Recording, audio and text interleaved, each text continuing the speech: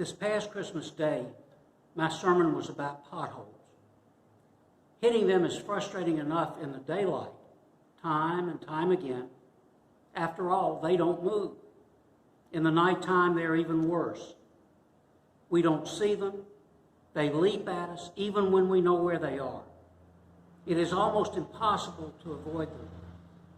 However, the star over the stable gives God's light and grace to us all. It lets us know that we can see beyond the potholes.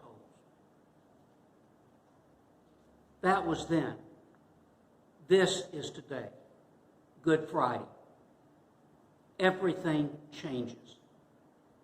Most critically, as John's narrative of Jesus' passion points out, we are, as Yvonne stated in her sermon last night at the Maundy Thursday service, in the middle of it all. We are digging the most desperate pothole of all, Jesus' crucifixion. We are the priests and the Sanhedrin, the religious structure, and determined to maintain power. We are Pilate, the dominant political power, unwilling and unable to see and understand the change growing around him.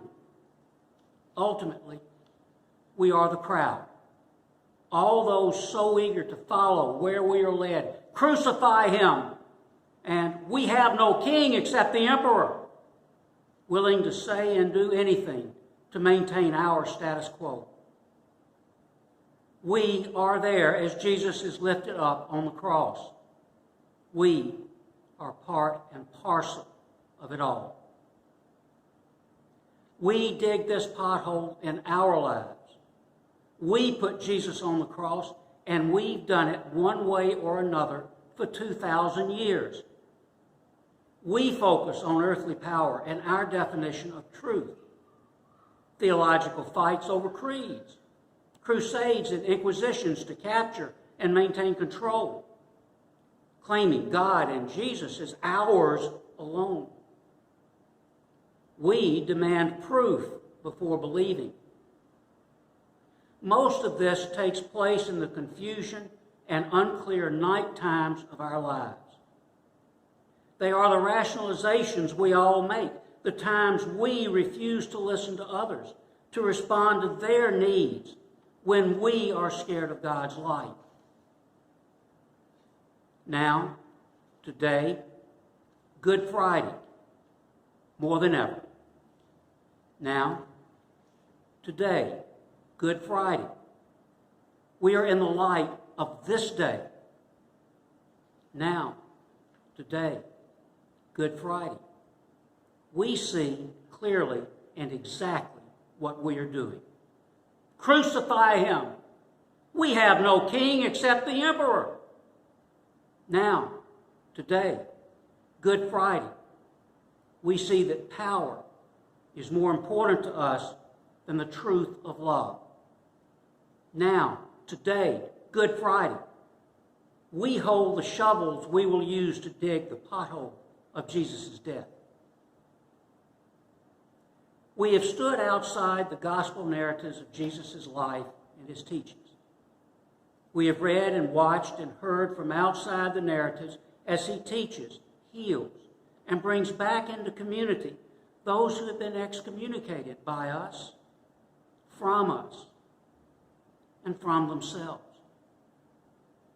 Now, today, Good Friday, we find ourselves in the middle of the narrative.